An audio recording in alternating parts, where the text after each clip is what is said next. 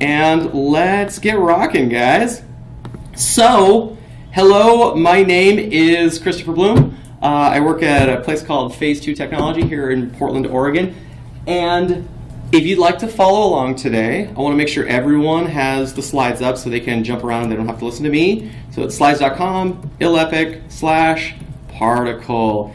And this, if everyone just wants to get this open, I want to make sure that you guys can get to the code samples, you guys can zoom in, you don't need to just listen to me ramble at you because, once again, slides.com/illepic/particle. Okay, because we're going to talk about a starter kit, a set of tools, a way of thinking called Particle today.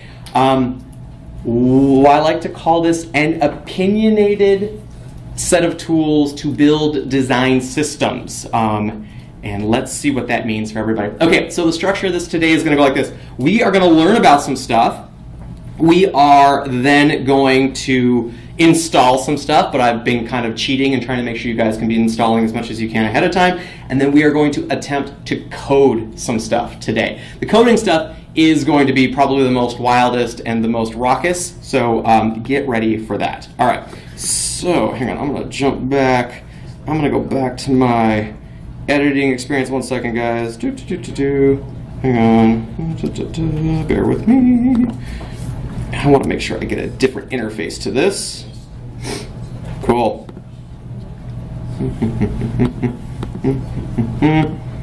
Yeah, one second. Edit. There we go. This is way better.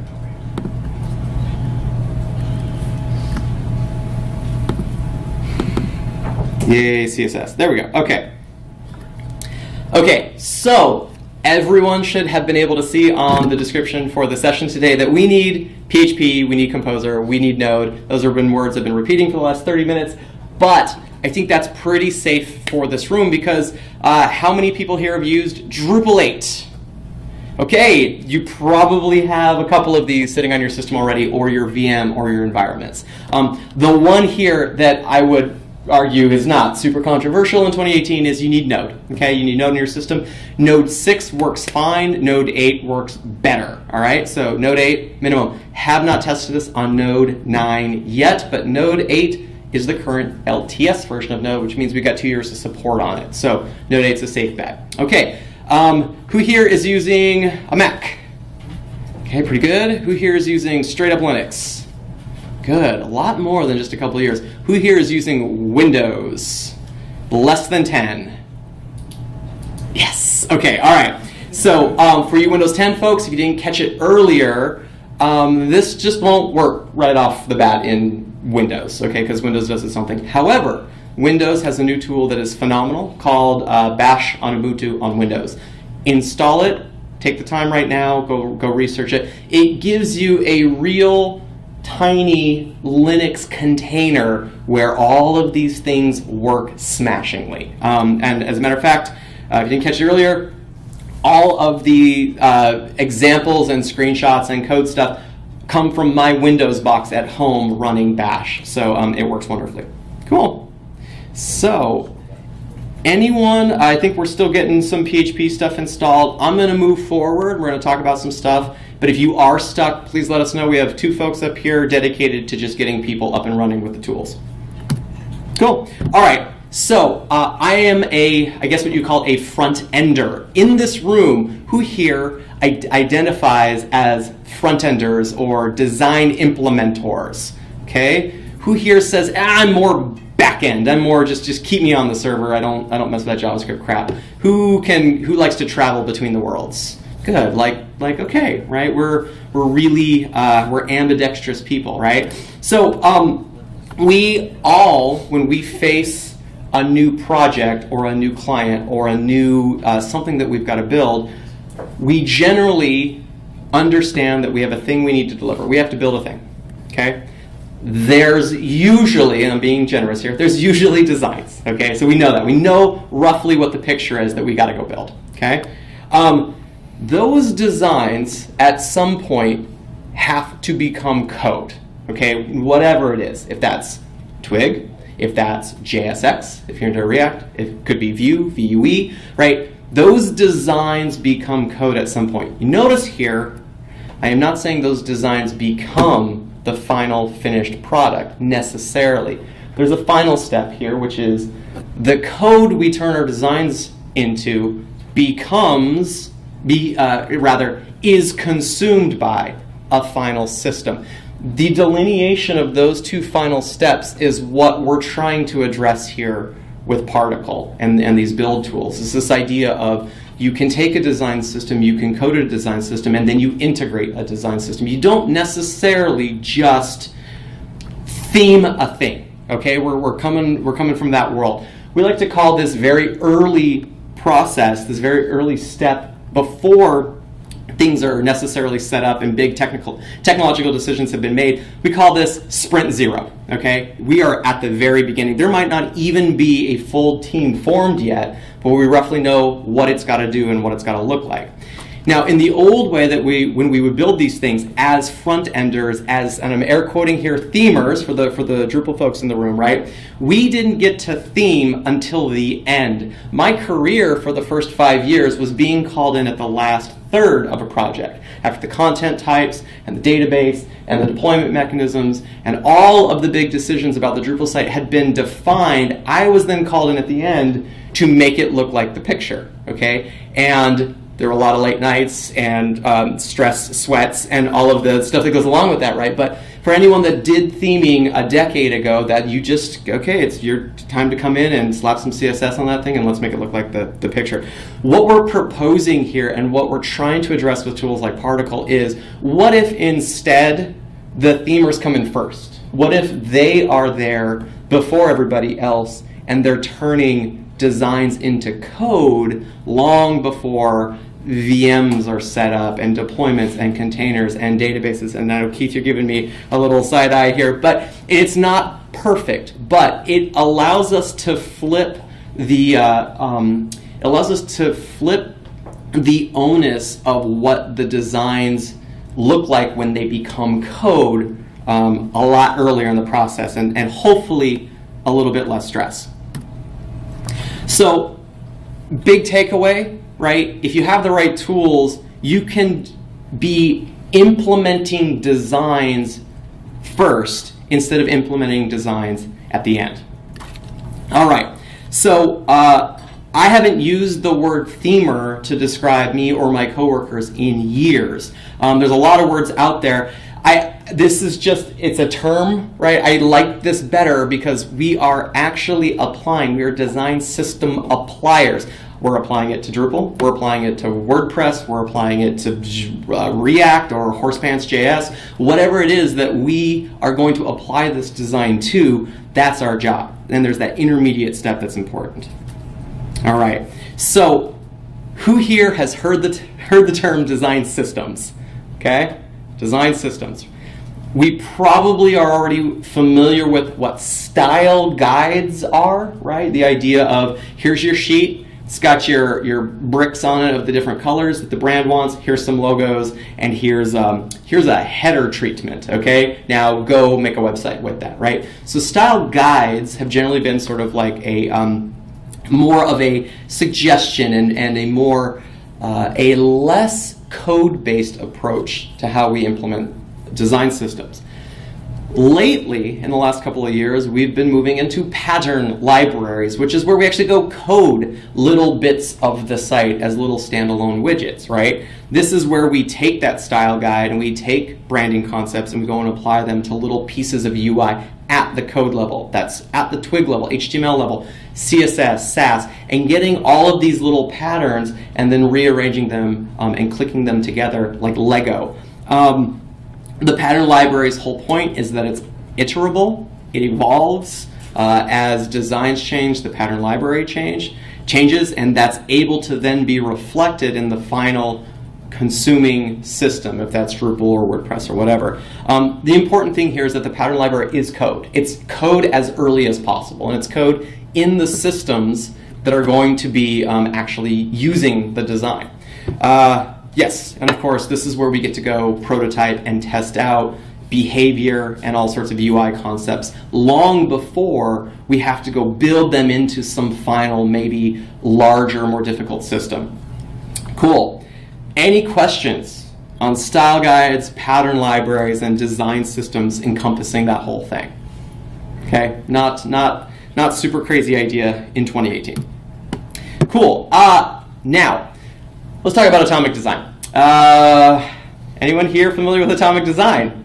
Hey, that's a lot more hands than just a couple of years ago the last time I talked about this. This is great. So I'm kind of preaching to the choir here, so please bear with me. Atomic design, of course, is about looking at a design and breaking it down into small pieces that then compose together into larger, more complex pieces.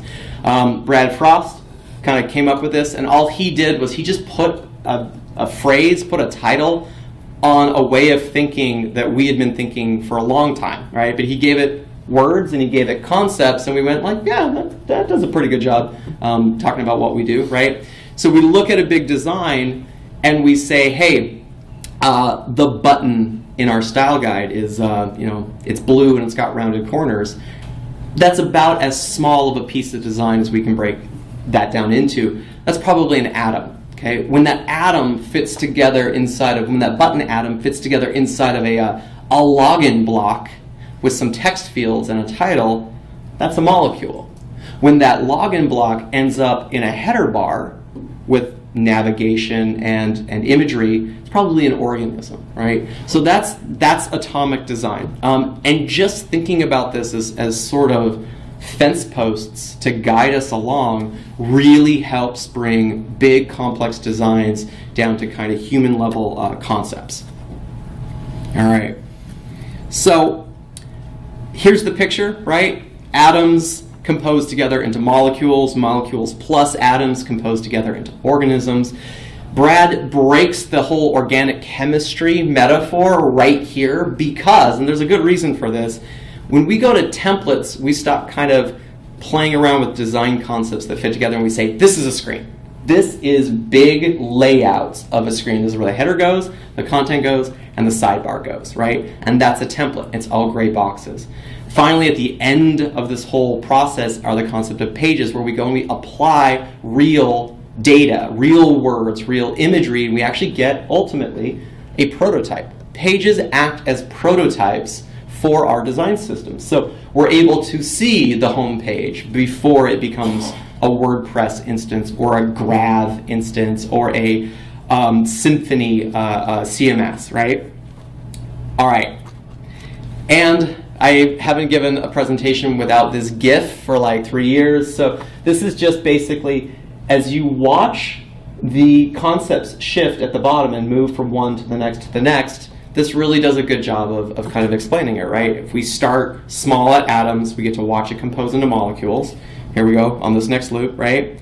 Little tiny atoms, together they become a molecule. Here's our organism header. Here's where it fits in the template. Let's add some real content. It's a prototype.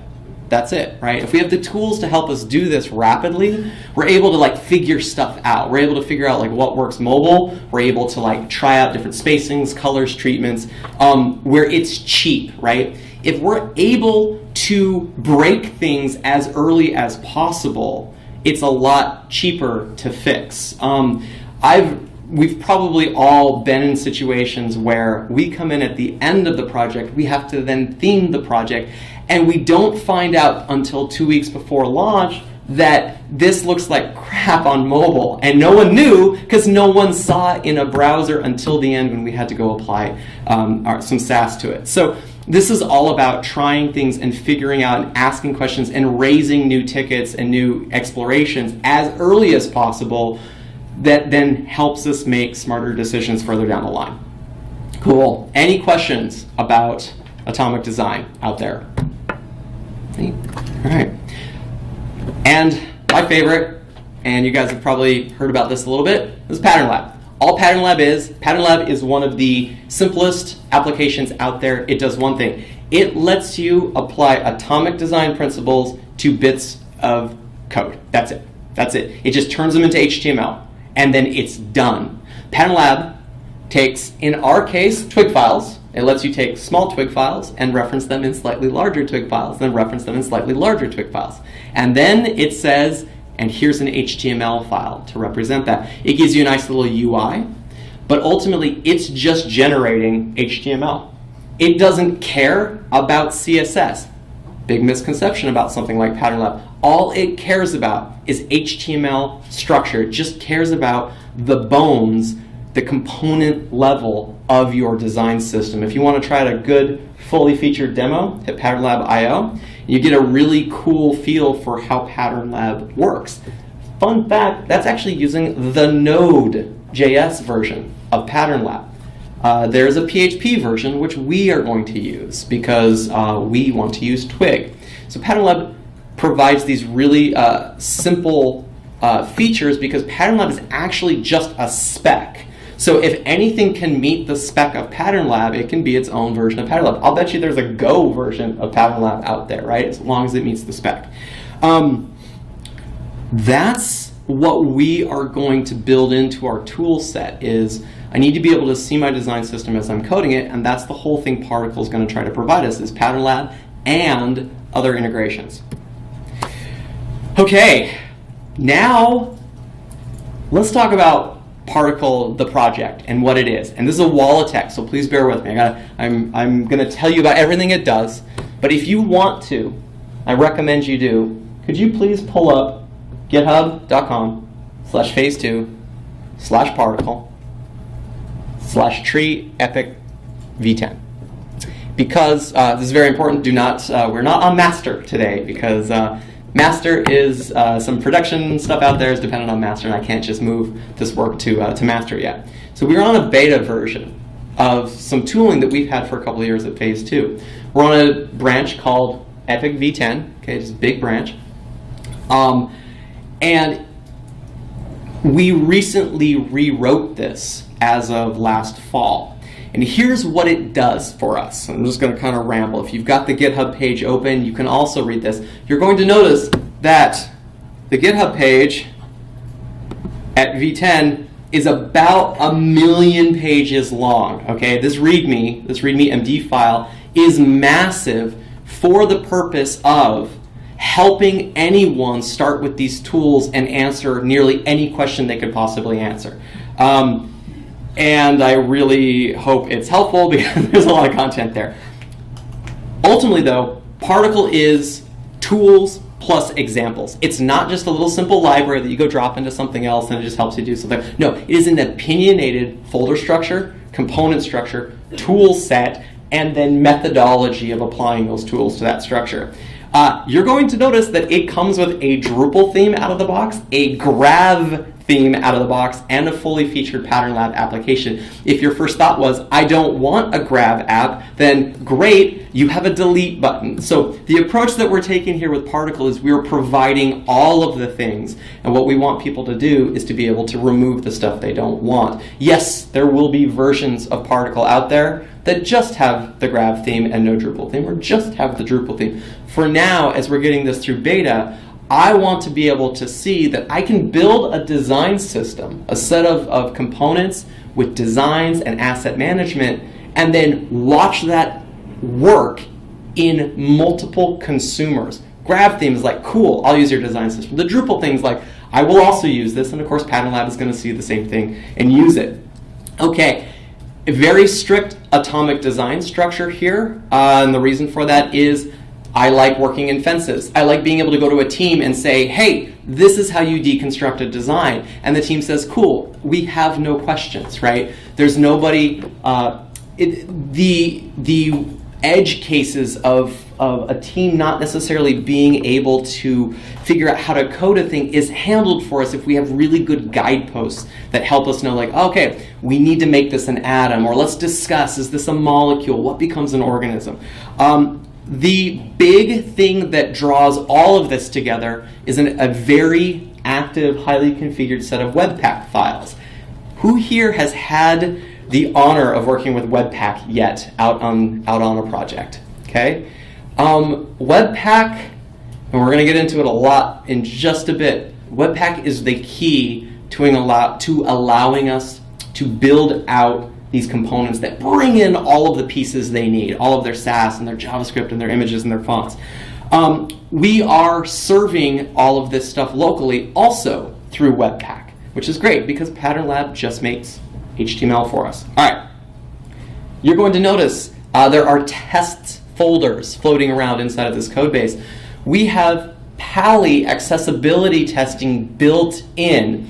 It requires you to actually install the Node module yourself because it brings over a 100 meg headless Chrome install that I don't want to give everybody on a fresh install. But we have the concepts built in for being able to accessibility test everything down to the component level or the full screen level if you want. So as you're building out these designs and you're seeing these and you're prototyping these and you're iterating on these, you have the ability to know immediately if it meets the WCAG standards for accessibility right within it. So also, a big part of this is all we're trying to do with the components that we make with our little atoms and our little molecules is when I say @atoms in Drupal, and I say the same thing in Pattern Lab, and I say the same thing in Grab, and I say the same thing in Webpack, that they all understand what that means. And they do. And we have the tools built in to make sure that everything that we plug into does. And then some other goodies, right? We generate an icon font automatically, right? Drop some SVGs into a folder, you get a font that gives you those icons right away, which is really fun. Lots of Bootstrap running around in this.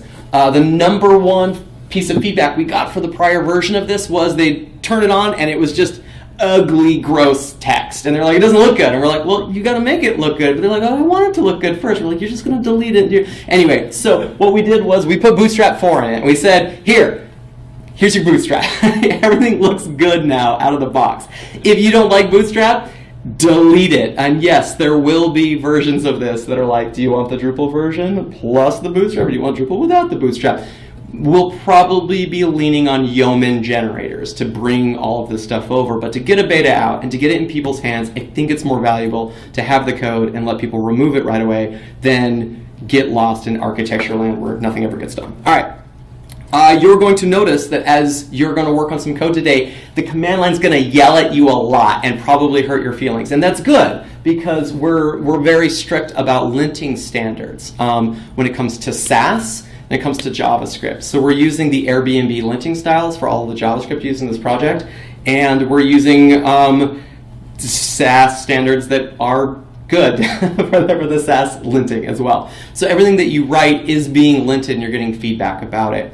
And finally, all of the tooling is fully configurable. Nothing's hidden behind a Node module. It's just sitting in a folder. So you can go mess with this to your heart's content, and you're highly recommended to, especially in the Webpack area, to configure to your needs. Any questions on this wall of text? Yes, sir. A few slides ago, Particle is a phase 2 project. Yes. And is it being supported by phase 2 in the sense that you guys are trying to use it for all your new projects, or is it more of like just a mess? Here's the thing. Yeah. All right, I'll repeat the question. Is Particle used by phase 2 on stuff we actually do? Yes, and here's why. Particle is just the renamed version of Pattern Lab Starter. That's it. Yeah. You know this? Go to patternlab.github.com/phase2/Pattern Lab Starter. Guess where it goes? Goes to Particle. Okay. So when we ripped everything out to the studs and then rebuilt it on Webpack, we decided to give it a new name because it is a fundamentally different approach. The V9 version of Particle is Pattern Lab Starter, so that will always be around. It's always on V9, and going forward, we're going to be using Particle for all new projects because it does basically the same thing.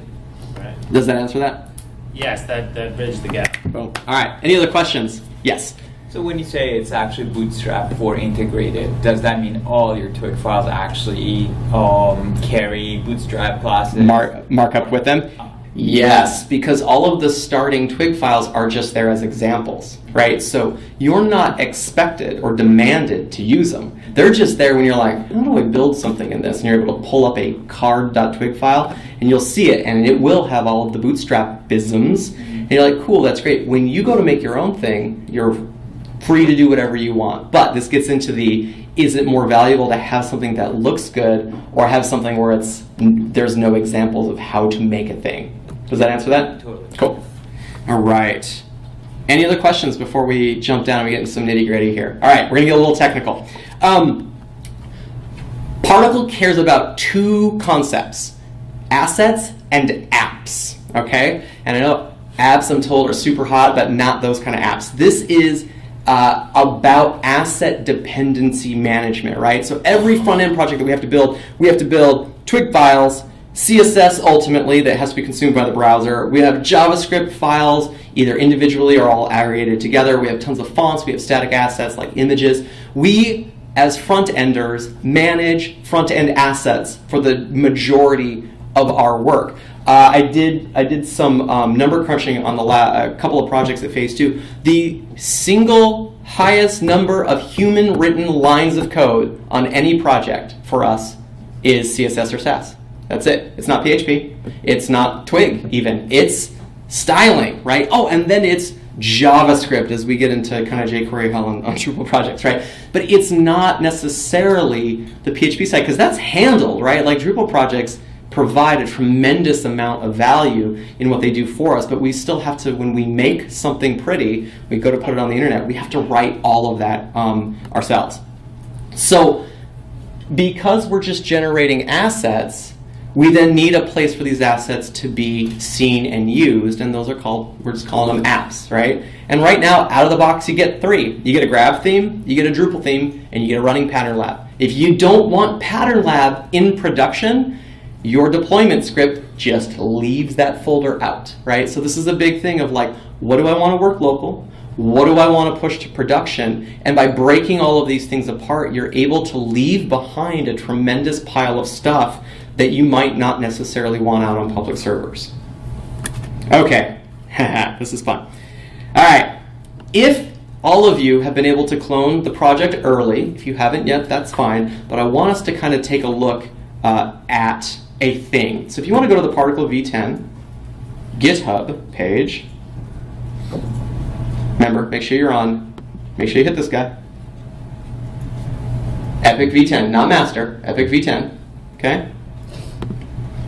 And then we're going to go into source, and we're going to go to patterns, and we're going to go to molecules, and we're going to go to card. This is what we're going to be talking about here. So if you want to poke around and kind of follow along, you can. This is the code. I want to talk to you about dependency chains for front-end assets.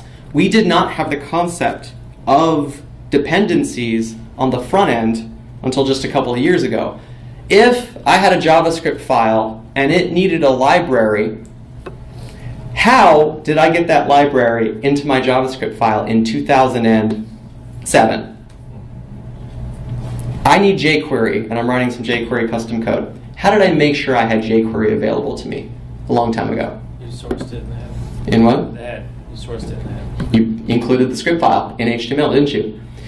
We've had dependency management. We just put it in it's just HTML, right? We had script tags, right? When I have a script tag in the head of my page, all I'm doing is saying, I really need this library to be here so that my code down here doesn't explode, right? And that's all we've done. And if we've worked on Drupal projects in the past, we spend a lot of time arranging JavaScript libraries to make sure, well, this thing needs this plugin, so that the library has to come first, and then the plugin, and then my code, which uses them. And we play a lot of games in PHP trying to make sure that the script tags are in the right order. Same with styles, right? For me to override some style on the Cascade and CSS, there needs to be things prior up the chain for me to then override to then win. If those things get out of order, everything explodes, right? So we've been playing dependency asset games in HTML, and that sucks, right? That's not a lot of fun.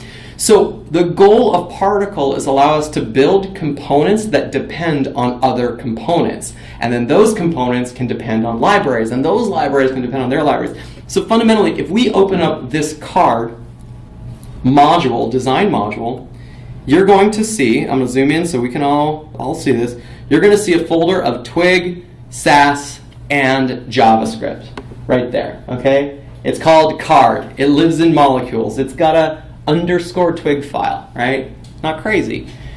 But this card, to look like a card, it needs some stuff, right? It needs JavaScript that came before it. It needs Sass that came before it. It might even need font icons and other imagery that came before it. Well, let's take a look at what our card actually depends on. So, Index.js. there we go. If you guys pull up an index.js, what you're going to see is asset dependency management in JavaScript. Every single particle component includes an index.js file, and that index.js file is responsible for pulling in the stuff that it needs. And we get to do this because of Webpack. We couldn't do this a couple of years ago, and now we can do this, and it is amazing. And what you're going to notice here is in this JS file, I'm importing something called protons. We'll get to that. I'm importing the atoms image assets. I'm importing the atoms button assets. I am then also, and this is crazy, I'm pulling in Sass into my card design component. I give my component a name, I set some default functions, and then I export a function for this particular component. Now I want to take a look at when does this card get used. All right, all we're doing, as you can see here, is we have a single design system library. This is our design system.js file. This is the heart, the beating heart of our design system, where we pull in, let me zoom way in on this. Okay, this is crazy. We pull in all of our little beginning, starting components. You can throw all these things away, by the way. And then we make them available to anything that wants to use them. So in any other file, I can say import card from design system, and I get not only my card, I get all of my dependencies up the chain. So the button Sass from Bootstrap, we'll see that in the next slide, any logic, any styles. Any questions here? Yes, sir? Protons, is that a new thing? Yeah, we're going to get into that. That's a phase 2 thing. That's a phase 2? That's a phase 2 thing, yes. Okay. Yep. And we're going to talk about why we did that. Right. It comes before, so the question is, what is protons? It comes before atoms. All right, so card is an atom itself. Card is a molecule. Wow. And it's a molecule because it needs some other atoms. And the atoms are buffed in an image that the card is consistent of. That's right. And maybe some typography as well, which we didn't necessarily include there. But by pulling in protons, we're given the default styles that a card can use. Okay, so let's talk about the dependency chain a little bit more. So this is our card molecule, all right? We're getting in some code here. I promise we're getting some code. Now, what's important is this module both depends on and is depended on by other things in our system. We've never been able to do this on the front end before. Like when it comes to JavaScript, we were kind of able to do this with Sass in the past in kind of a more rote, simple way. But by saying my card depends on protons, if I go and look inside my source folder, I'm able to pull in these very, very basic things about my design system. Protons are things like variables, typography, names, things like that. Very, very basic things. But you're going to also notice that it's pulling in atoms as well. If there's an image atom that requires some crazy JavaScript that does, like, I don't know, image replacement, JavaScript funkiness, I'm guaranteed to have that in my browser. I don't have to worry about it. It's there, right? When Webpack comes through and figures all this crap out, it sorts the order for us and gives us a blob of stuff. Now, here's what's crazy. Image itself, so the image atom itself, it also depends on, guess what? Bootstrap. But a very specific Bootstrap Sass file. Not all of Bootstrap, because we're not just dumping all of Bootstrap in, right? So all the way back to our library level, my module depends on another module, and that module depends on another module. And here's the fun part, right? When my card gets used in design system, that's where it gets pulled into the design system, okay? And how do we use the design system? Here's my pattern lab. This is my pattern lab application.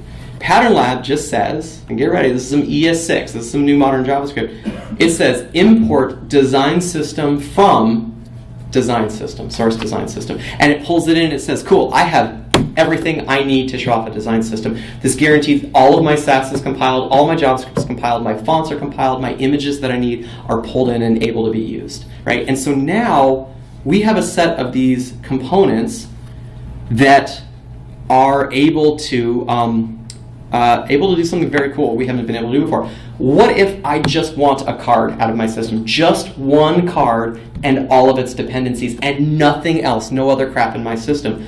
By doing this, we have the ability to finally say, give me my card assets, and the resulting output is much, much smaller than maybe the entire design system. Yes, I've had that request frequently in the last couple of years, and so this addresses that. Any questions about this crazy arrow graph of modules and stuff? Basically, the whole idea is that when you serve up a page that has your card and maybe your search button, it's only the CSS for those things? No, I wish. So the question was, and we'll answer that in just a second. So the question was, when I serve up a page that might only feature a card, it would only bring over just the assets for that card. We don't get to have that power until we're using things like CSS modules in React and Vue. So unfortunately, because we're still an HTML-driven, in the HTML-driven space from Drupal, Pattern Lab, Grab, WordPress, we still have to bundle things together and put a blob of stuff into a browser. Now, there's nothing stopping us from having Drupal modules or Drupal theme pieces that have their own little tiny bundles and they just inject them, the difference for that page, right? Here's the page where I have, some big crazy app going on. It provides only that blob of CSS that it needs for only that page. Still totally possible in this system. So we can still do that, but it's not a freebie, right? It's not something we get out of the box for free. Cool. Any other questions about this? Okay, been going. All right, been going good. Gonna make sure we leave enough time to get some hands on. So these aren't actual CSS imports or includes or whatever. This is going to be compiled, and there's going to be that's not what the JavaScript's going to look like at the end. No, yeah. So the output of this is robot food. It's very, very ugly CSS and JavaScript on purpose. Yeah. All right. Cool. Now, okay. Let's jump to the next. Let's really quick. Okay. Really quick thing on tooling, and I promise we're going to get some hands on here. So we've been talking about Webpack. What does Webpack do? Webpack is an asset bundler. That's its only job. It says, this thing, this JavaScript thing, needs this Sass thing. This Sass thing needs this font thing needs, they don't need anything, right? But it does the math for us and figures out how to pull all of those things together to result in the smallest possible set of bundles on the output. So I love this picture from the Webpack website, right? I've got a JS file that needs some template file that needs some other JS that needs a PNG. Webpack says, cool, I'm gonna analyze your dependency chain, and you get out the other end one JavaScript file, one CSS file, and then your different JPEGs and PNGs put to where they need to go, right? So this is an asset manager. This is a bundling manager for the front end. It builds big, gnarly bundles for us with all of these things ready to go. And this is revolutionized what we've been able to do on the front end. We use gulp for the things we can't do in Webpack. So the old version of this was 97 gulp tasks. Okay? Who here's used gulp? Everyone know gulp? All right. What's gulp do? Gulp does the repetitive stuff that really sucks to do repetitively, right? So we still need task runners, but we were able to take the 97 things that gulp was doing and turn them into about 6 things that we still need gulp to do, and everything else is being handled by Webpack. Because guess what? For years we've been using gulp to build asset bundles. Look in this folder, compile that Sass, give me a CSS file, right? Well, if we just have dependency chains of Sass files, Webpack takes care of it for us. All right, any questions on Webpack and gulp? No? All right. Let's do some stuff. Okay, it's been 45 minutes. Do we want to take the coffee break, the bathroom break right now? I have to go pee really bad. Okay, this guy has to go pee. Let's take 5. 5 minutes.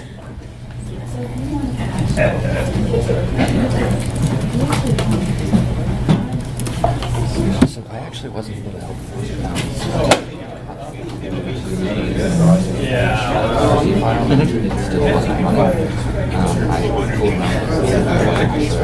Interesting. I remember you were actually having the same problem trying to get NPM or something in your bash file to actually register. So what we have to do is we have to figure out what bash file is her computer using.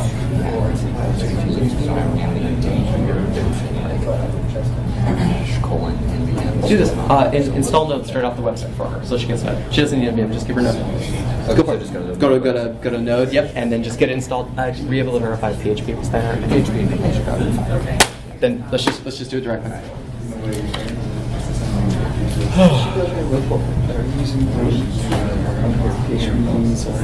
Oh, when you get to this slide. No. The only reason I'm asking is if I should actually pass on this PHP version switcher. Really worth what if you have set up your PHP. So far, so good on the big fluffy concept there. Do some more looking into. I'm big on decks. Like I'm always just kind of like shut up and show me the code, right? Like I want to get right to it. So there's a lot of stuff. Yeah. What are you doing here? Messing around.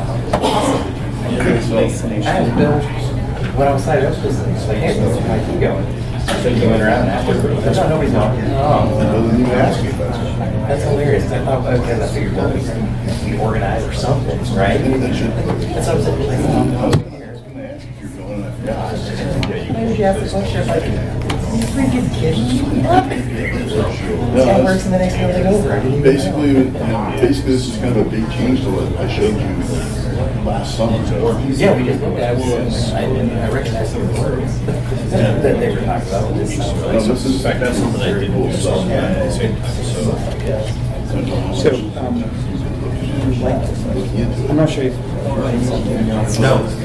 check out to see if The whole deal is Drupal sends you the variables, but everything is static on the page. Like you have little bits, they're static, and you can block. so you can always do like reinstall. It's kind of tough to make kind of bigger changes in pages for. Yes. But there's GitHub remotes. Right.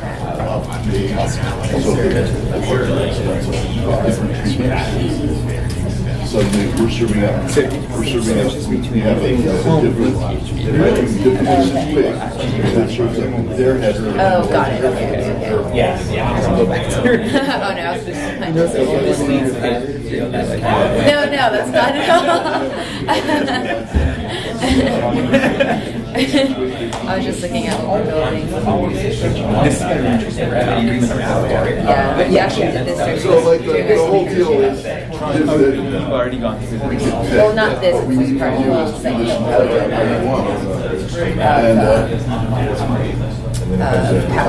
Right.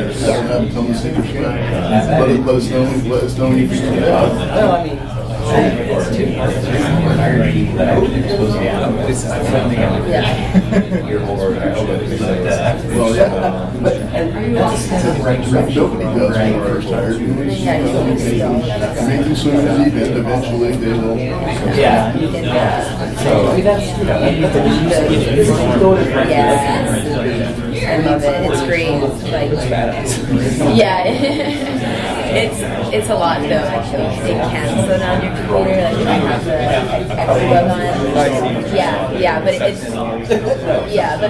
but for just the Xdebug part of PHP, you just can like get all the available variables. Yeah, well, I mean, like once we got it set up, in your Yeah. So it's like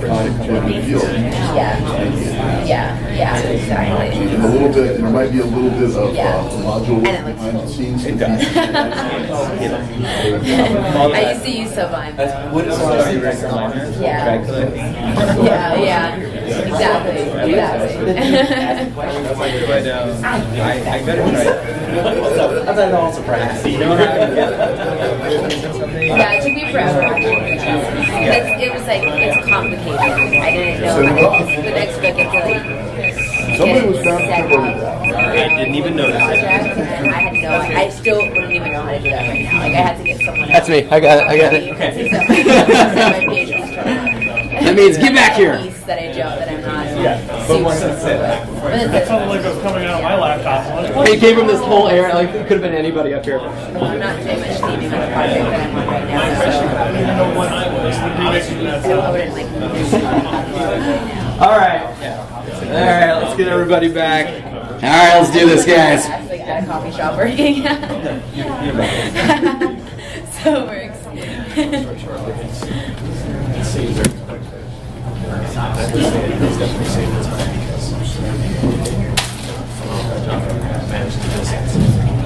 Okay, so hey, thanks for coming back. Got most people still here, which is awesome. So, who was able to get, well, we're going to get this running right now. So, what I'd like us to do is everyone, if you have not already, clone the project right here.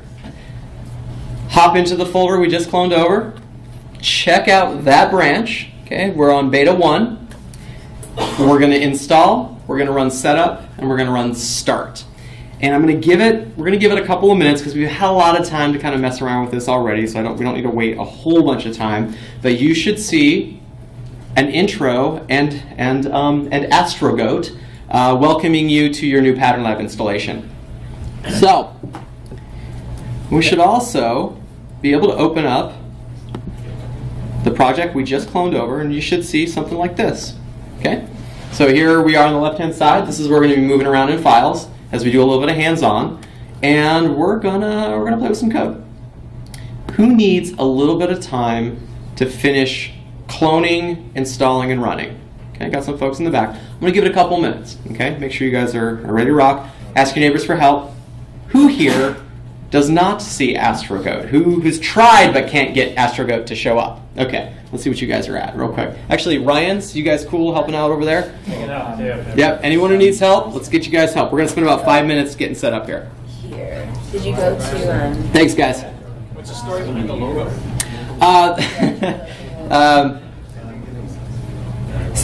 So, the name of the project is Particle, and that's kind of a... So it's not a silly name, right? It's a good name.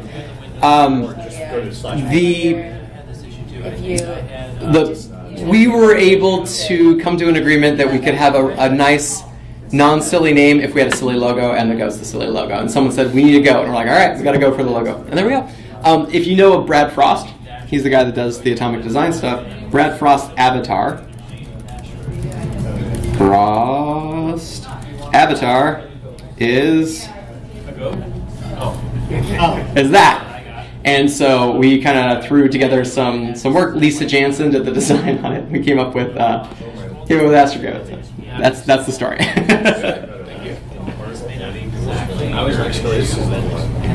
There's background. Makes it human. Yeah, gives it some substance.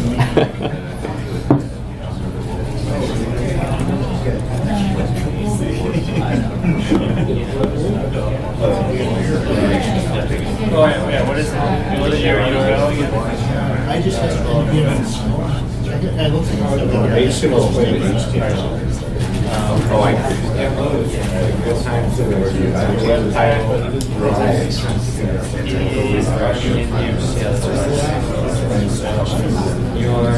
Is the other message you're seeing right now? Oh, good.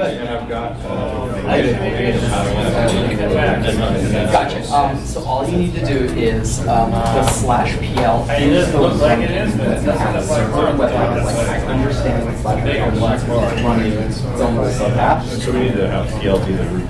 So all we need to do is that 0088 PL URI, this needs to be able to be accessible outside of that Docker container. This right here. Right.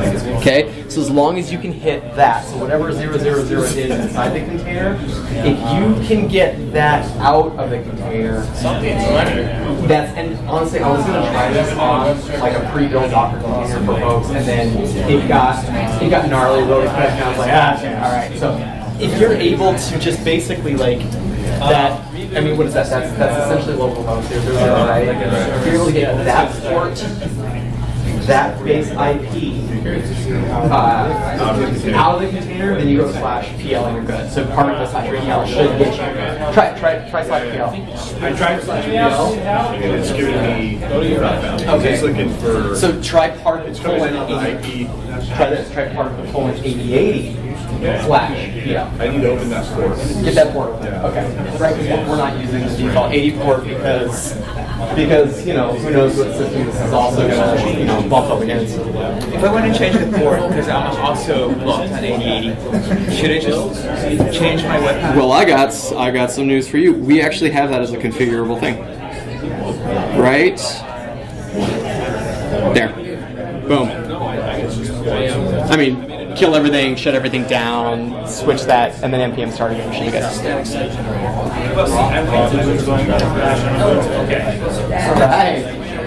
Okay. All right, we're gonna get started on making a thing. So let's do this, guys. He knows more about. Okay. Any quick questions that we can help with before we start coding something? All right, get your editor of choice open. If you're down with Atom, Sublime, VS Code. All right, here we go. So here's what we're going to do. I have a website that I go to frequently to steal pieces of design from because it's open source and it's exactly what it's for. So we're going to go to html5up.net/phantom. It's right there. It's that link. And it is a beautiful example site. And by the way, anyone looking for some really, really great templates, all open source, really great, free, cool things for you to go check out. I really like the Phantom one, and anyone who's been through my internship program at Phase 2 has been forced to do this already. We go here, we're going to make one of these cards. Can you tell I'm kind of obsessed with cards? The card concept just handles everything. So we're going to make a card that when you mouse over it, it does, ooh, that's cool, right? Pretty neat. So what we are going to do is you see this little download link in the upper right-hand corner of this website. I want you guys to download that, okay? You're going to then unzip it, and it's going to give you a folder called, well, we'll get to that in just a second. I want everybody to download that, please.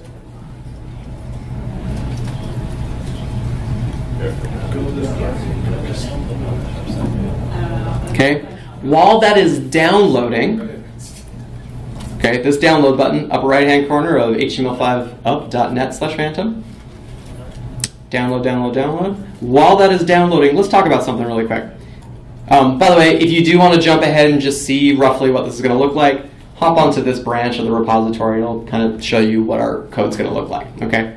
Phantom card. Okay, so let's take a look at this site, and I want you guys to tell me what you think are atoms and molecules and organisms on this page, right?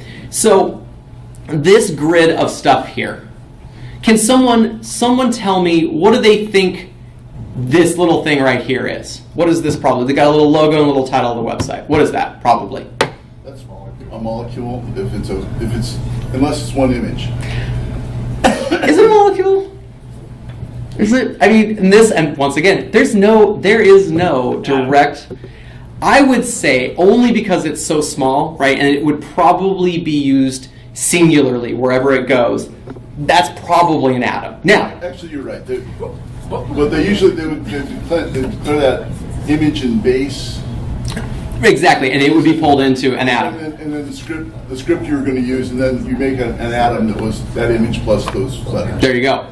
We could potentially call this type of title its own atom if we wanted to be really, really strict about it. And then this type of sub-thing its own atom. And then these two things together, right?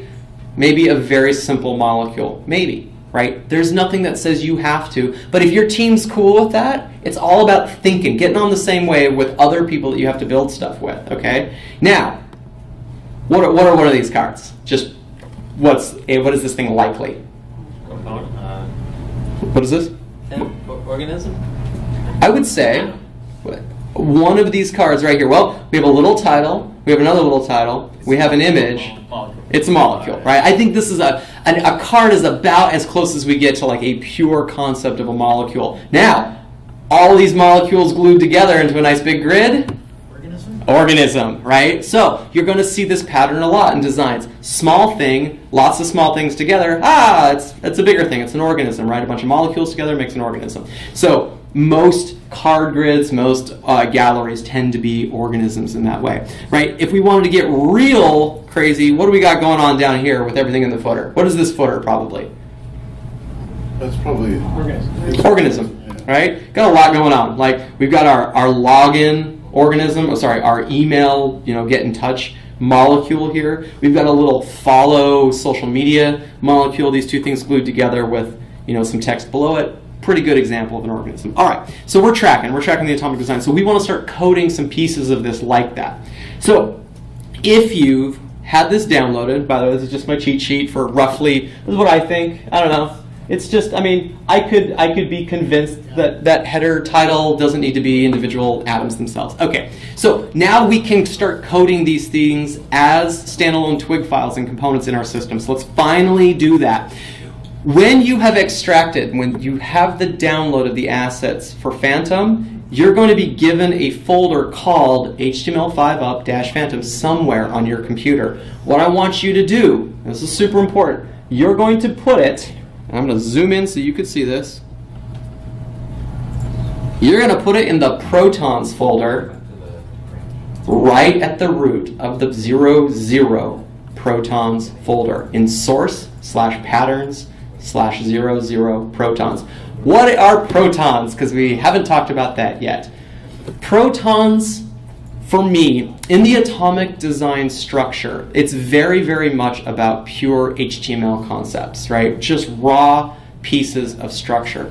As we build these more advanced things and we use these tools like Sass and Webpack, we found we needed something even more basic. And the rule for us with protons generally is they are pure assets that do not result in usable twig files elsewhere. Like an atom can always be used in a molecule can always be used in an organism. Protons are where you go put your Sass variables, right? Oh, color blue is blue, right? Color important, purple.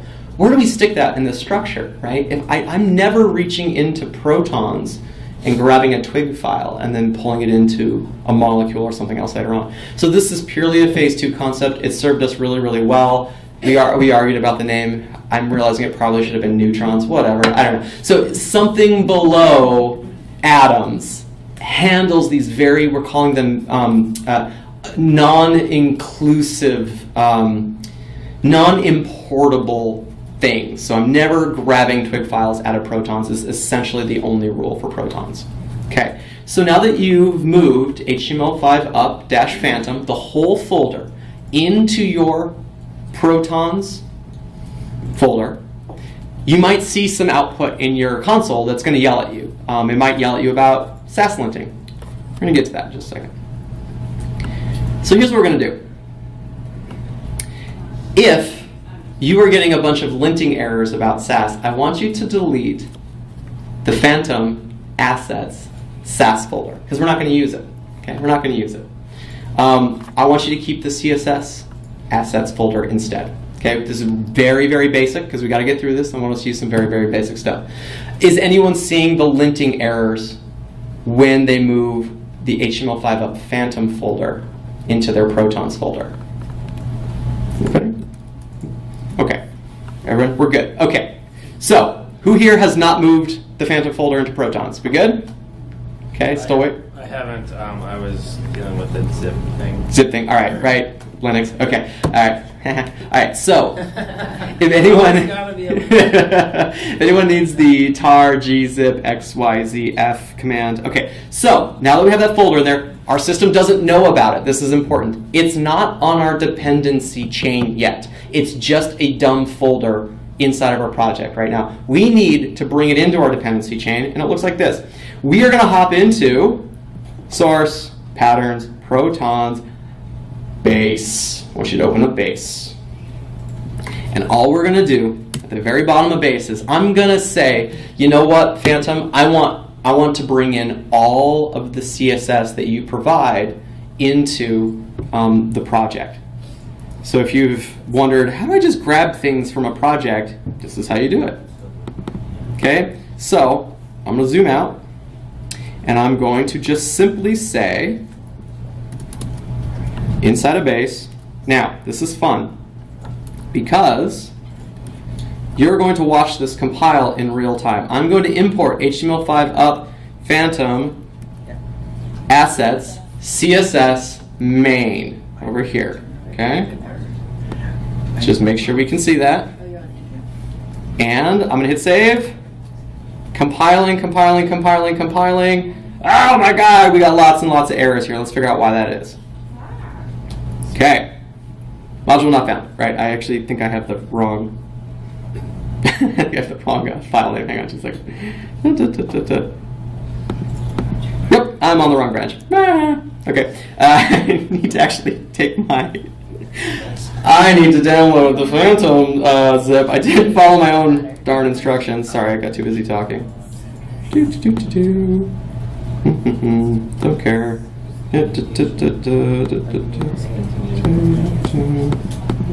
Here we go. Bear with me, folks. Boop. Dev. Particle. Source. Patterns. Protons. Based. Yeah! Okay. Ah, there we go. Okay, so.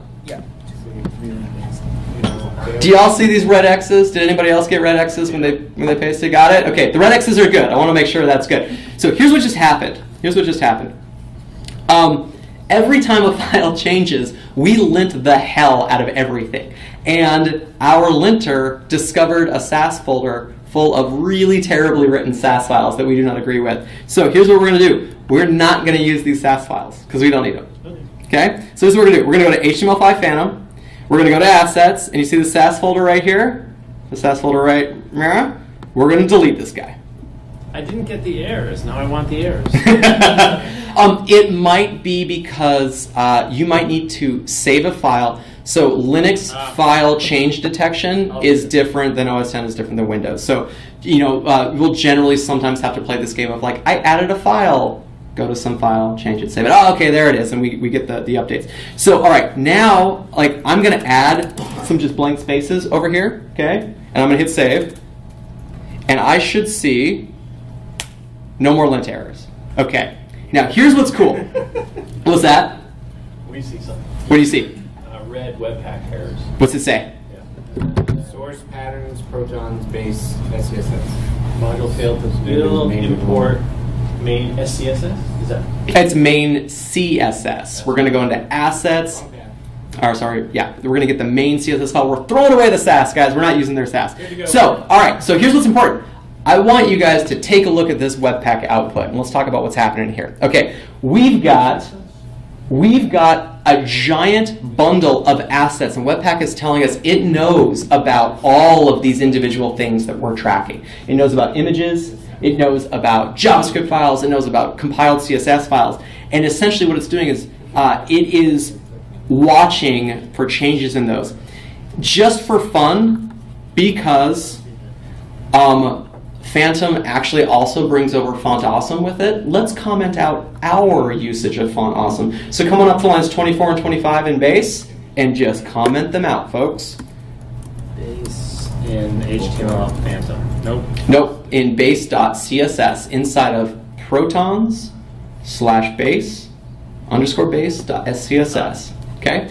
And here's why we are commenting out our usage of font icon. Simply because Phantom brings over its own, and I don't want to mess with us having to deal with that. So we're just going to be like, yeah, cool, we use yours instead. The flexibility here is what I want to talk about. Okay, so our Webpack output is like, cool, I see a font, awesome web font, that's neat. I also see some logos, I see some JavaScript files, all right? So we're working here. If we hop back to our running pattern lab and refresh, we are going to start to see some differences because we just injected a huge pile of CSS into our project. Okay, so if I go to like card, here's a good example. If I comment out what we just did and hit save, watch the page change behind me. See that? Let's do it again. Let's bring in the new stuff. Watch our fonts explode. Boom. Okay? So what's happening is I'm pulling in a big pile of third-party CSS, which is crap, and it's going to mess up our design system. That's okay. We're going to build a card off of it. All right. So we now have verified that CSS is coming into our system. Okay? Super good. That's great to hear. Now let's start really playing around. We're going to make our first component, guys. This is really exciting. I would like you to hop over into your molecules folder, and we're going to make a folder using these exact files. They're all going to be empty, okay? And here's what it looks like. The folder is going to be called Phantom Card. It's going to include a folder called Demo. It's going to include a Phantom Cards, plural, twig file, a Phantom Cards, plural, YML file. At the root, not inside of demo, you're going to have these two underscore Phantom Card files and an index.js. So let's build that. Okay, I'm going to build it with you. And remember, we're just making a folder. Our system doesn't know about this folder yet. So we're just going to hop on in here, molecules, new folder, and we're going to call it Phantom Card. Neat. We're going to make a new file. We're going to call it index.js. We're going to make a new file. We're going to call it Phantom Card Singular.twig. We're going to make a new file called Phantom Card underscore Phantom Card card singular.scss. Okay. Let's make our demo folder. And we're going to make our plurals now. Phantom Cards .twig and a new file, Phantom Cards.yml. Okay, I'll give you guys some time to do this. Go ahead and build these out.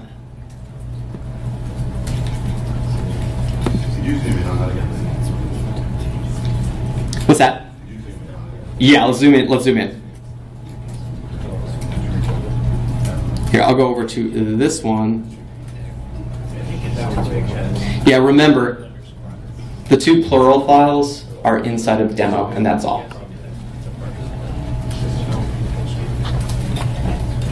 Hello, hello. How's it looking? Good. I just want to make sure the light was still on. Good. All right. Red light, good. Who needs a little bit more time making files? Okay, we'll wait. I just tried to.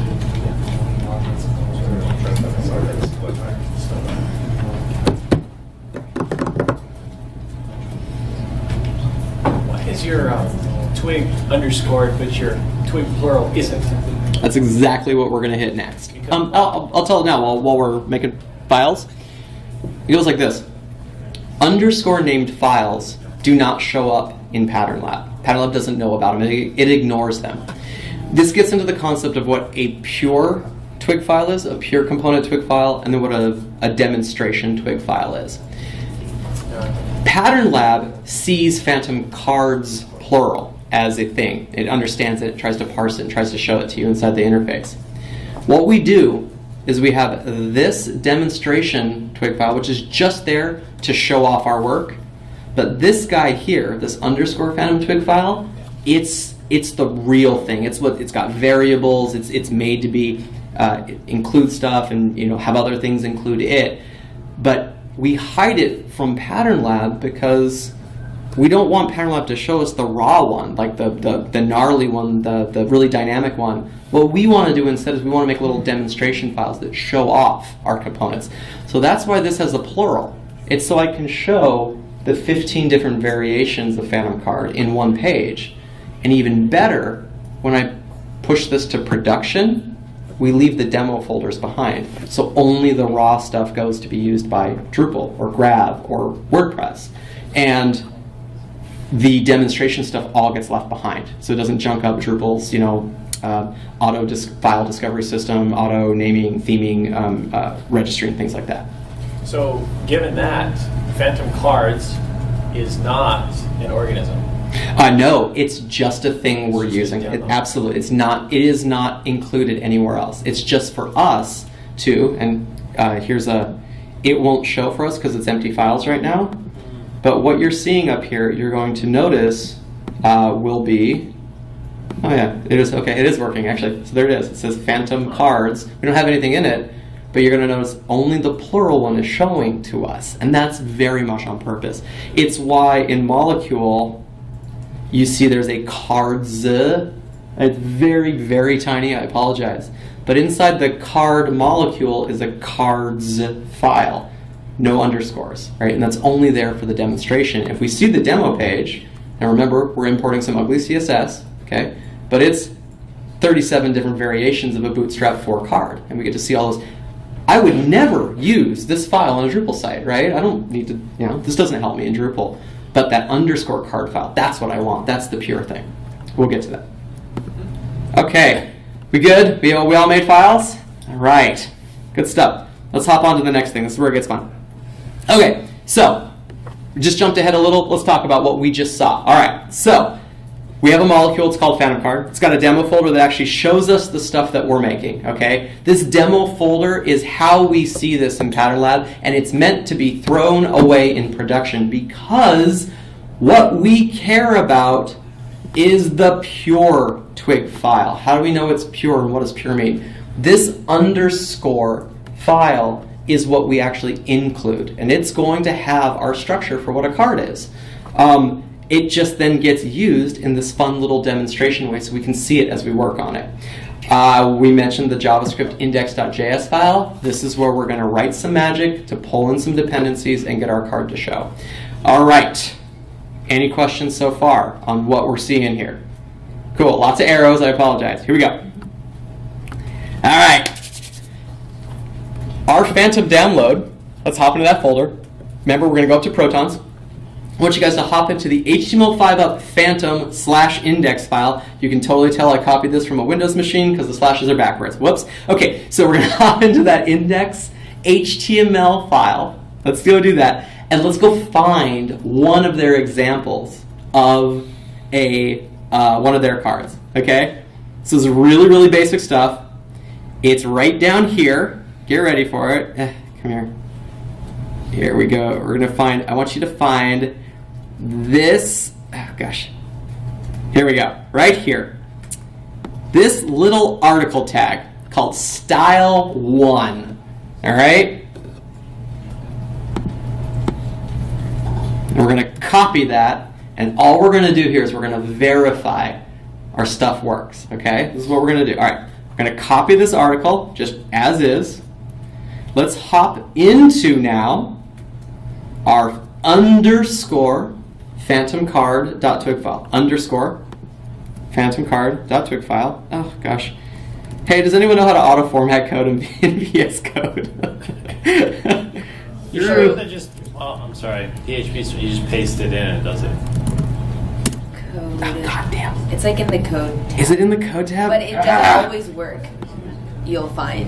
Oh God. Okay, I'm so sorry for all of the spaces here. I feel like such a jerk. Just shift tab. Select all and then Shift tab. command. That works. You didn't see that, guys. Sorry, I'm trying to get used to VS Code. I'm normally in PHP Storm, but it doesn't demo as well on a big screen. Oh, I thought you were in PHP Storm. No, I'm in VS Code. Okay. Hey. All right. So everyone, you just pasted that article tag inside of underscore phantom card twig. Let's go to Pattern Lab. I want everyone to hit refresh. I want you to go to molecules, you should see a Phantom Cards page, and, well, shit. Where is it? Where'd it go? It's not going to be there. Why isn't it there? Did you hit save? Underscore. I did hit save. Put it in your demo file. I didn't put it in my demo file. Good. So this helps. What we're doing here is we're trying to really hit home the fact of I have made a nice pure template, a nice little pattern, but it doesn't do me any good until I include it somewhere. Let's show this thing off. So the thing that Pattern Lab is going to actually show us is this file, okay? And this file is Phantom. Oh my God, did I really put an underscore there? Oh, I'm so sorry, guys. There, you never saw that. Okay. Inside of our demos, Phantom Cards plural, what I want you to do is I want you to grab this chunk of code right here. Okay? We're going to include, this gets to be lots of fun, Phantom Cards underscore Phantom Card. Oh my God. Did I put an S on there? Sorry, it was late. I'm catching all of my spelling mistakes right now. This will ruin everybody's experience. There we go. You didn't see that either. Okay. Now let's do that. So we're going to hop over here to phantomcards.twig, and we're going to include. Okay, twig time. What does include do? It copies the twig verbatim from another file. It just says, grab this file, and turn it into HTML, and paste it in over here. Okay. So we're saying magic molecules namespace. We got some magic here. This is great. So it knows if I look inside of the molecules, wherever that is, I go to Phantom Card singular.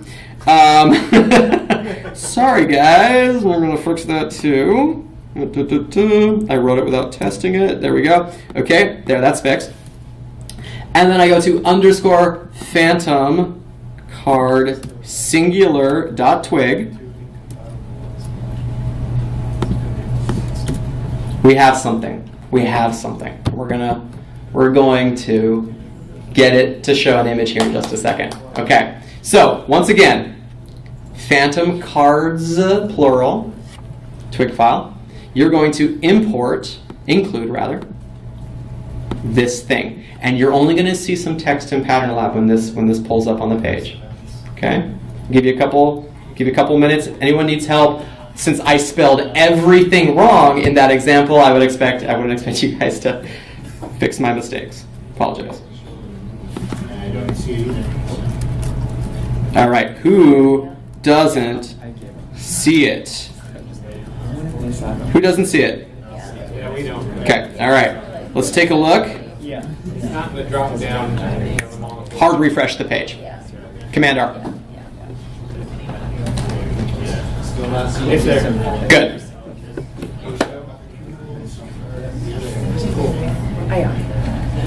Anyone need help? Anyone not seeing it that needs some help? All right, this is good. My help's different. Yes. How do you change Webpack's ID address? I'm glad you asked that. I put a lot of work into making sure this is configurable.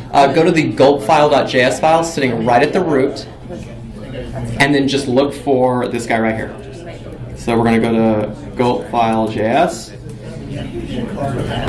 Look for host. Okay. See? Got the tools. Do whatever you want. I love it. I love it.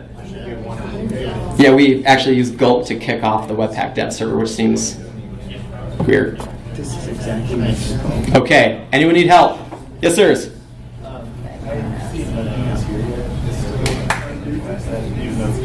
Anything else? It might just be like misspellings or something. Nothing here yet? Might be able to help. Hey, I can't even. I don't know why. Are you guys on Windows native? I had this issue too. I was using the wrong version of Node or something. I built it in Node 9 and then I downgraded to Node 8. Did you have to remove the Node line? I did. Otherwise, we'll help you out too. And then what version? If you do Node dash. He might need to npm install again, maybe, because I'm seeing some Node errors, so that might fix it. And then npm is also a version that's at least 5, right? So that's good. Yeah, I would try that to restart this already. I did, yeah. Oh, this is your actual error.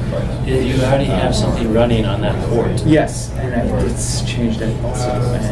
Did you change your port in the Gulp file? I did. I turned it to 8282, and that didn't really go anywhere either. It's still showing 8080. I mean, I changed it back. In your, so real quick, can you when you navigate to 8282, what happens? Go to your browser real quick and. Oh yeah, it might, honestly, the output in the command line might be hard-coded, I won't lie. So I think 8080 is the only option? No, you should be able to navigate to 8282 in the browser. Yeah, it's waiting for localhost, it's just hanging. Waiting? Oh, right here, waiting. Yeah. So it's not going to come. So package.json, it was, no, you said gulp file. Yeah, hop into the gulp file real quick. It changed that one. Yeah, into change that one. Now. Save it now. Stop it. Hit Control-C. You got it? Okay. Yep. Now restart again. Game start. Hit it. Now, by the way, text output might actually be hard to edit it. It says details on port 8282. This is super interesting. Genesis in use. Do you have any other tab running on 8282 for anything? Is there any tab open? You might have process. You try 8383 then. Yeah, I'm wondering if it might have spun up a process that's now zombied. Yeah, I see what you're saying. Okay, folks. All right, let's have some fun with this card. Yeah, all right. Zombie, all right. Zombies are always the answer. All right, so hey, folks, when we go, if we hard refresh our page, and we go to molecules, we go to phantom card, and we see phantom cards, plural. This looks awful, right? It doesn't look good yet, but guess what? Let's get an image in there. So here's the problem. This is actually referencing an image that doesn't exist. This image is pick a one. It doesn't mean anything yet. I would like us to just have some fun. Pick your favorite place image website hosting service. I like philmurray.com. philmurray.com 353/353/326 is roughly the size we need for these little guys. And then what I do is I go into my phantom card. I'm going to change that right here. Okay, let's do that. Let's just paste that in. And then let's go back. Okay, we're getting closer, right? I see Bill. He's there, or Steve, rather, in this instance. Okay, but he still looks bad. Why aren't we getting our styles? What's happening with our styles? Well, you got rid of them, or you never defined anything. So we're importing everything from the Phantom CSS file, right? No, you said. Didn't we erase all the SAS files because we were getting? We're not using the SAS files, but we're definitely right here. Yes. We are pulling in everything from Phantom. It turns out this looks bad because their CSS is bad. And it looks like this. If I inspect this tile to get all of my tile styles, I don't know if you guys can see it way in the back, but they're just writing really crappy, highly specific CSS. So it needs to be wrapped in a .tiles file, which is bad. But we're going to do it for right now. Okay, a .tiles class. So let's do this. I want you guys to go to Phantom Cards, plural. I want you to make a div. Okay. I want you to make that div have a class of tiles, plural, and I want you to close that div, and I want you to hit save.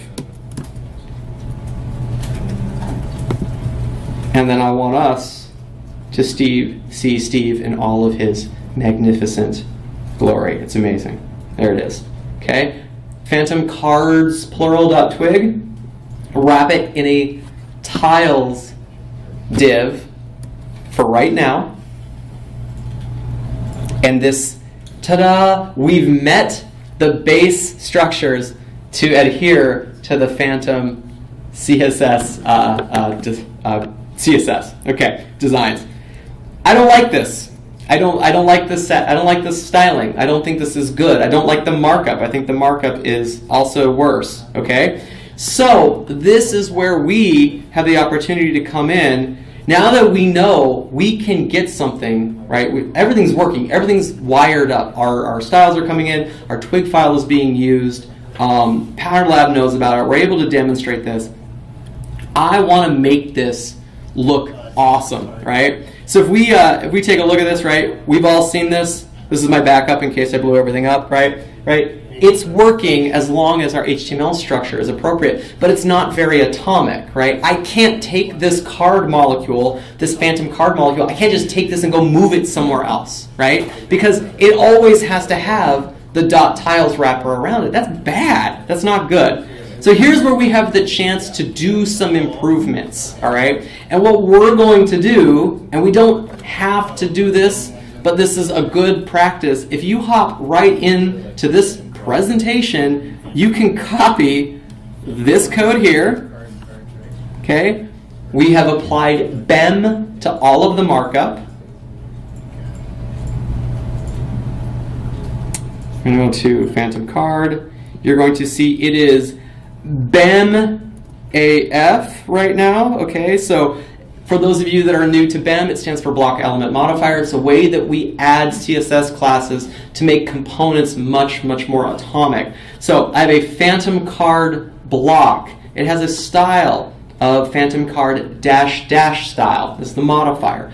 Inside of this, I have an element of Phantom Card underscore underscore image wrapper, Phantom Card underscore underscore image. You get the point. This is how we write CSS classes on markup so that I can take this thing, go put it anywhere, and it looks exactly as we expect it to look. Now, this is going to explode and start looking bad again because we don't have the right styles. So here's what I want you guys to do. I want you guys to hop over to the particle repo, okay? I want you to hop over to the demo branch, just right here, demo, v10, Phantom Card. We're just going to copy and paste some styles, okay? You're going to notice there is a, whoops, we should be on the Phantom Card. Follow me here, 1 second. Okay, all right. We are on the Phantom Card branch of this project I made just for us. I want you to go to the Phantom Card molecule. I want you to open the Phantom Card SCSS file. And everything you see in here, I want you to copy. Okay? And you can hit raw, get the whole page, copy it if you want. If you want. Okay? I have gone ahead and BEMified all of the styles for us, so we don't waste 30 minutes typing this out. Okay? So if you grab that Phantom Card Sass file from GitHub, you hop right back over, and we open up our own Phantom Card Sass file. We paste it in. It does nothing. I'm going to tell you why. All right. Let's do that again. Let's just walk through what we just did. We went to the repo. We went to the branch I made just for us today, called Demo V10 Phantom Card. We went into our Phantom Card SCSS file. We copied all of this awesome, beautiful, BEMified Sass. Okay? We then went into our own Sass file, and we pasted it in. Now we are going to bring in our own styling for this card and make sure it works correctly. So here's what we have to do now. Everybody cool copying some Sass and pasting some Sass? Okay? All right. Let's make our index file for the very, very first time. I know we're running a little bit late. Thanks for bearing with me. I want you to hop into index.js. Okay? I want you to import protons. Just trust me on this one. I want you to also import _phantom-card.scss. Congratulations, you've written your first Webpack dependency injection. Okay? And now all I want you to do is I want you to write out something we have as a requirement. I want you to write export function disable.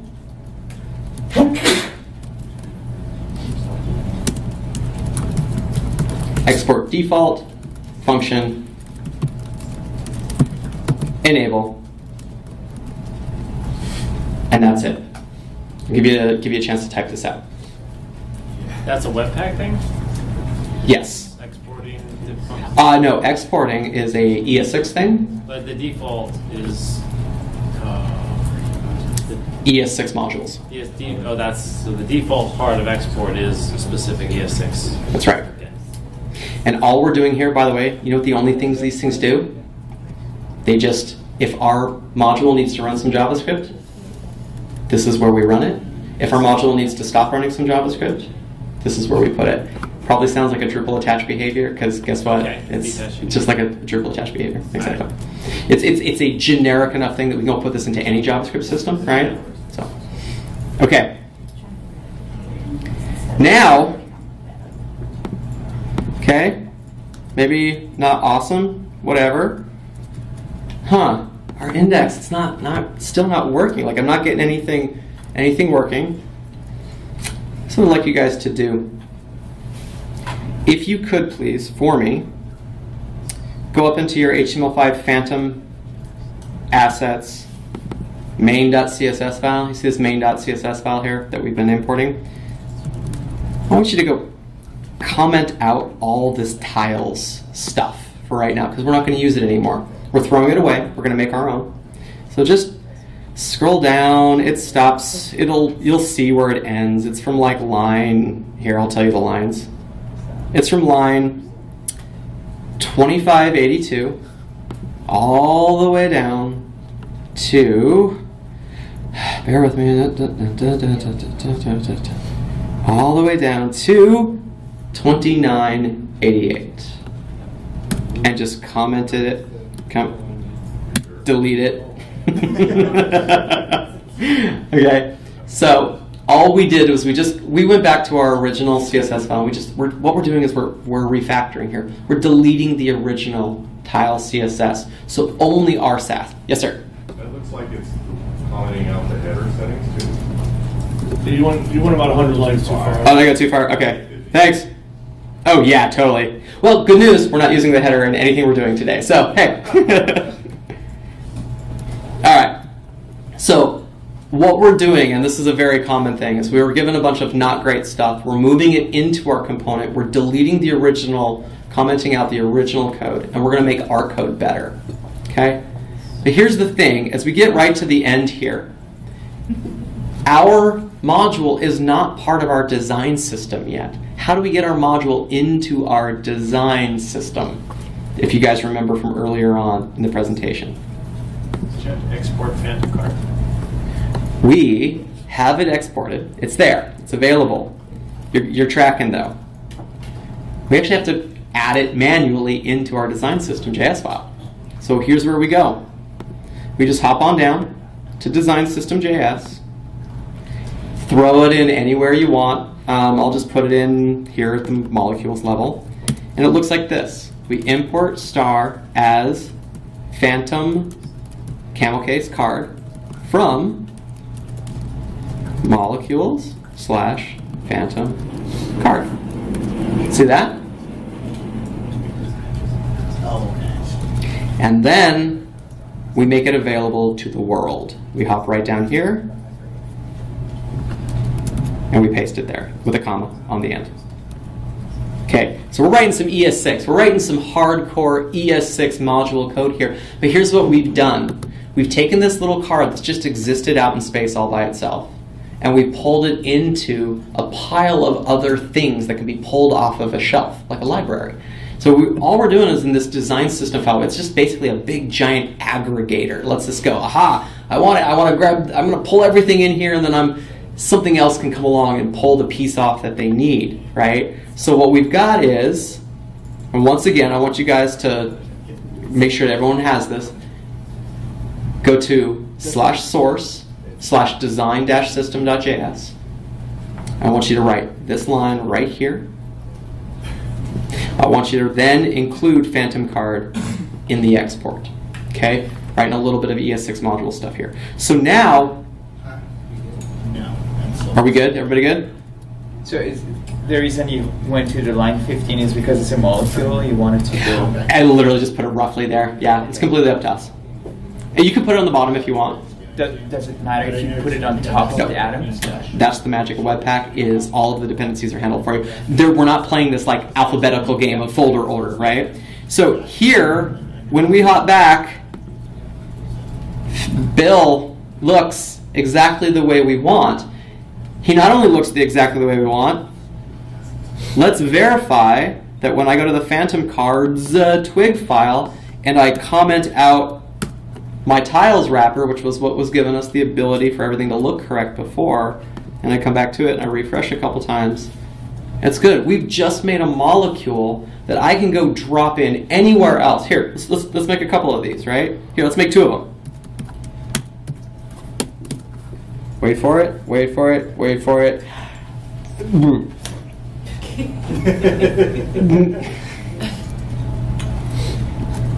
It's not refreshing. Okay, whatever. All right. Yeah, okay, there's 2 of them. Yeah, thanks. Thanks, Webpack. All right.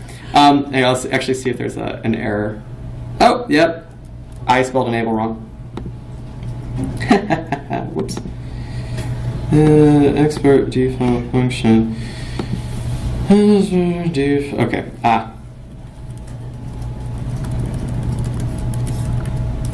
Then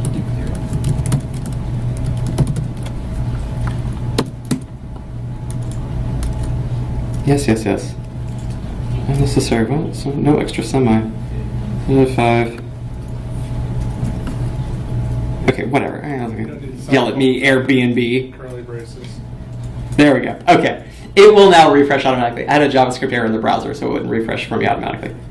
What did I have? Oh, God, I'm putting semicolons after a function. What am I, some kind of noob? Okay, there we go. So, we now have 2 Bill Murrays. All right, so we're right here. We're down, I think we've got 5 minutes left. Is that right? I'm not seeing it. I think we have until 12:30. Are you serious? Yeah. Well, shit howdy. All right. Who needs some help back there? All right. Can I grab a Ryan? All right, cool. And by the way, it's probably, we might just have a misspelling somewhere for this guy. So, are people seeing nice, mousy, ovary? Ooh, yeah, okay, right? Looking good, guys. Okay, good. Finally, and here's where we really start to leverage Twig. So now this is a Twig conversation. Let's make Twig dynamic now, all right? Because the power of Twig, if we're hard coding all this crap, it doesn't do us any good, right? Yay, we got Bill and he's got a pink background. So check this out. Here's what we're going to do. This is a Twig file with a namespaced variable. And this gets to be super, super fun. So what we're going to do is we're going to, I'm actually just going to have us steal the code if you want. We're just going to update our Twig file yet again. And it is the Phantom Card singular Twig file, okay? With the underscore. We're going to paste it. Okay, let's talk about what's happening here. I have a Twig file. It's got double squiggly brackets. What do double squiggly brackets mean in Twig? No. Variable substitution. It means when this thing is given an object, a data object, a phantom card, go find the key called image on it. It's just a variable, image variable. Oh, we need the alt tag. That's also good. Okay. We also need the URL of where we should go. We need the title, and we need some content. Okay. That's pretty straightforward. Hey, were you able to get your thing to render? No. Oh boy. Okay. You guys gonna go rock it? All right. Cool. All right. So we need to send data to this card, because if we refresh Pattern Lab right now, what do we see? He's gone, right? We haven't given him any variables, so those variables are there, and like I have nothing to print out, so we get nothing. But we do have the very, very bones of some HTML here that are like, okay, right? There's an image wrapper, there's a card style. It kind of doesn't do us any good, right? Yeah, so let's throw in some data. You're going to notice there's a Phantom Cards YAML file here. In Pattern Lab, if we stick a YAML file next to a Twig file, it gives the Twig file the variables defined in the YAML file. Yes, sir? I think I missed a screen there. Where did you get the Twig that has the variable? Right here, from this slide. So just hop right in to, we are on slide 9, on the way downward of our Pattern Lab. Do you want me to get you to that slide so you can copy it? I got it. You got it? Okay, And this is all we're doing is we're just bringing in some twig variable files. Now, if you guys want, check this out. Here's the YAML. Let's go ahead and copy this YAML. We're going to go Phantom Cards YAML. I'm going to hit save. I'm going to hop right on back to my browser, and Bill is back. Okay? Here's why. We've given this twig file variables right from our YAML file, and it just loads them right on in. Now, that probably doesn't suit us super great, so we've got 2 twig files, and that's not super fun. Let's make an array. We're going to call this Phantom Cards. Does that key matter?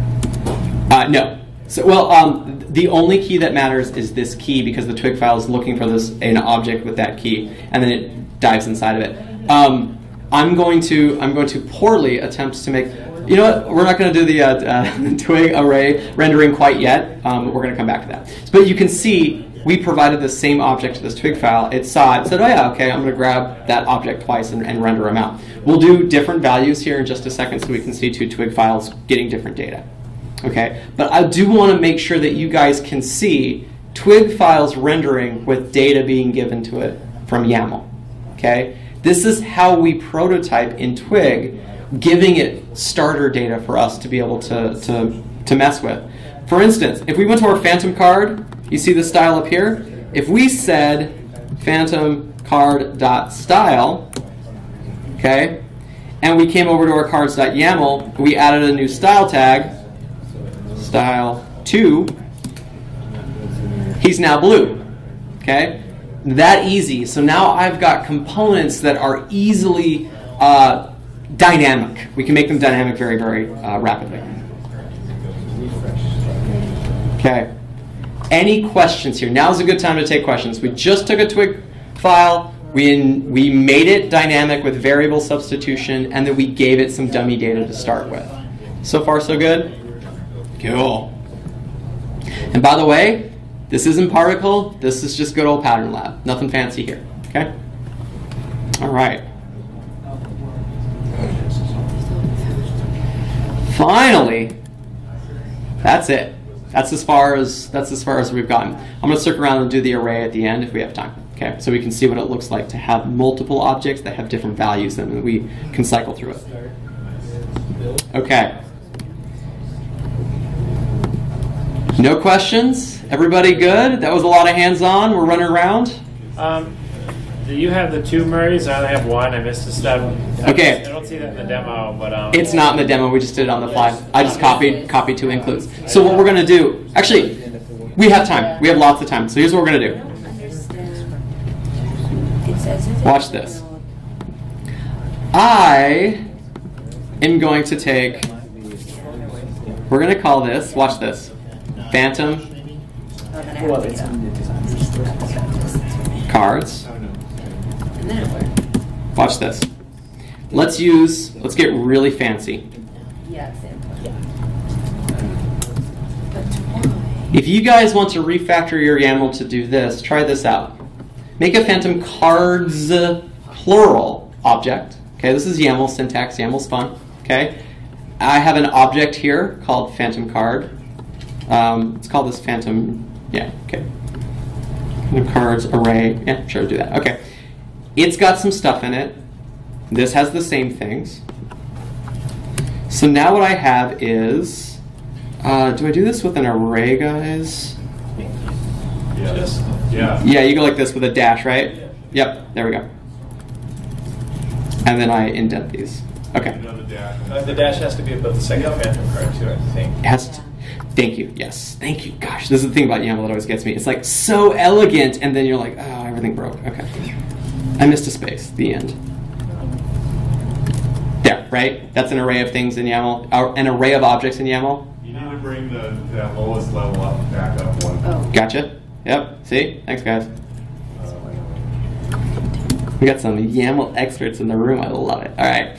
So we're going to call this A. And we're going to call this one B. Let's go to Phantom cards plural.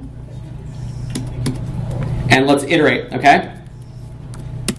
And we are going to, I always forget twig loop syntax. Can someone help me with twig loop syntax?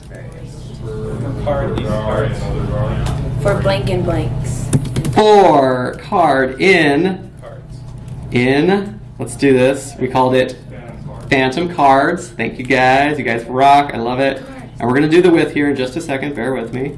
Percent and for, burp, burp. Now, guess what we just did? With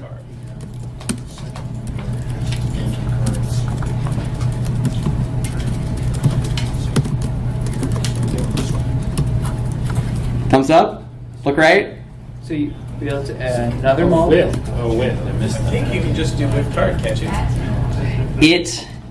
It will have the right key. Let's find out. It's looking for phantom card dot something in the. Yeah, you're right. All right, so let's try. I think you're right. It needs that key phantom card. Well, we're gonna find out. So let's find out. No, I think you can just do with phantom card. With phantom. Okay. Let's see what. Okay, Pattern Lab says no dice. Okay, that's fine. I think you need a colon at the top of your first YAML file. Not the twig file, but the YAML. Okay, let's do that. And phantom card. God, how did I? Jeez, what is wrong with me? Okay.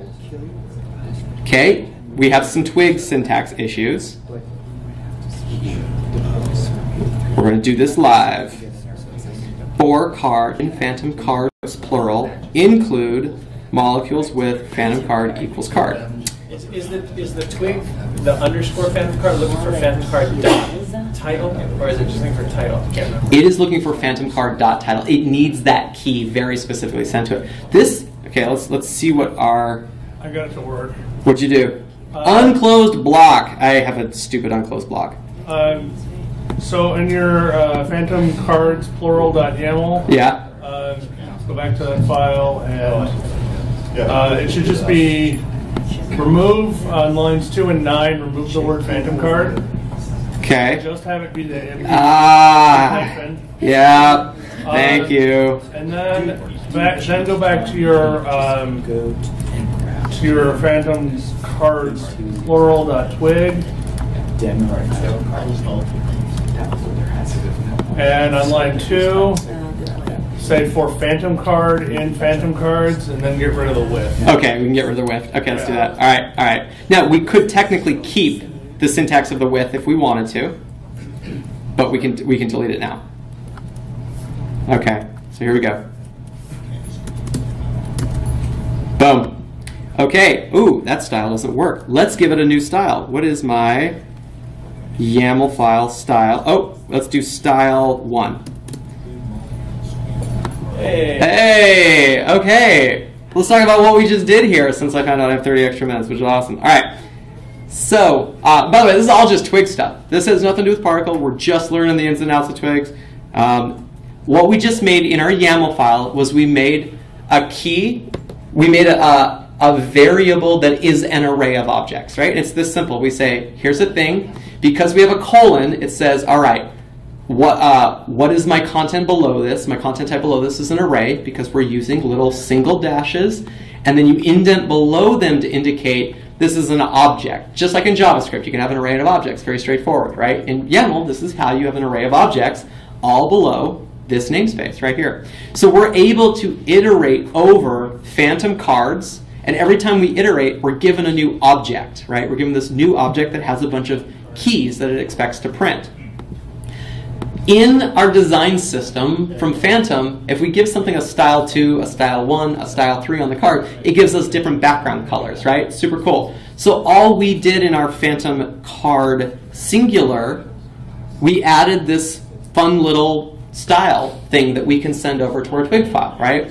So all we're doing is we're iterating over this simple little array. Here, let's just throw another one on the pile. Okay? And we're going to make this style 4.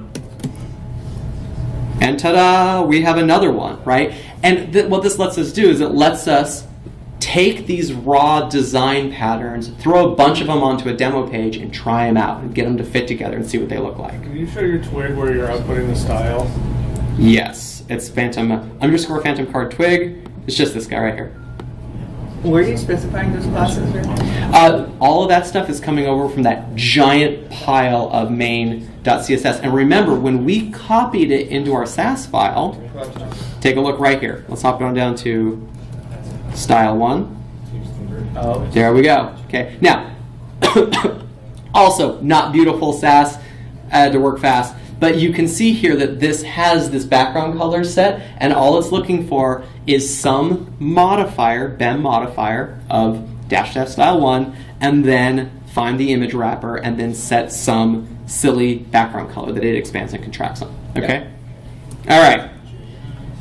Ta-da! Hey, you look like you're exploding something back there. Lily?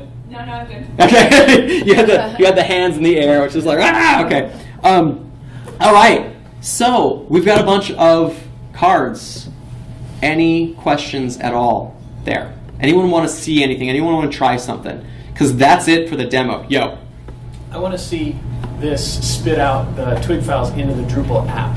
Yes. Well, I'm glad you brought that up because we have one of those. Okay, so Ryan, come on up here because I think literally the next slide is the integration to Drupal. Okay, let me give the spiel and we'll get you. Actually, let me give the spiel and we'll get you hooked up here in just a second. So hang tight. All right. So how do we use this somewhere else? We have a design system. This is great. Oftentimes, this can be a deliverable on its own long before it gets to some outputted Grab or Drupal theme.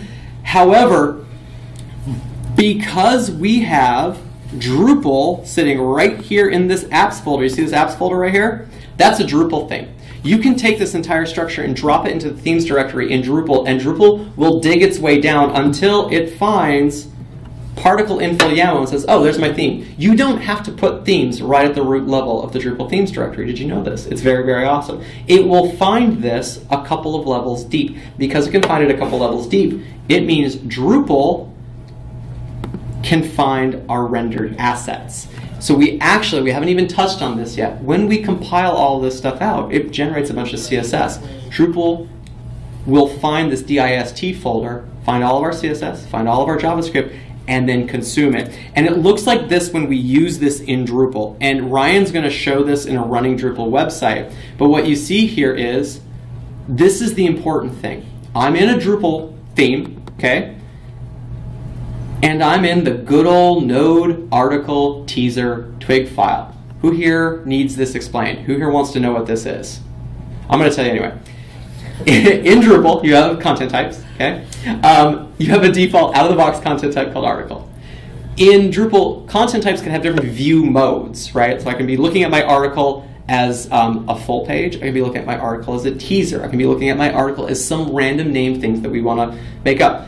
Out of the box, we get a teaser view of articles. So if I name a file, node article teaser html.twig, I can drop anything I want into that file. And take a look here. What we do is we define some variables. We pull some things from Drupal. So you see this label? That's a Drupalism. See content.body? That's a Drupalism.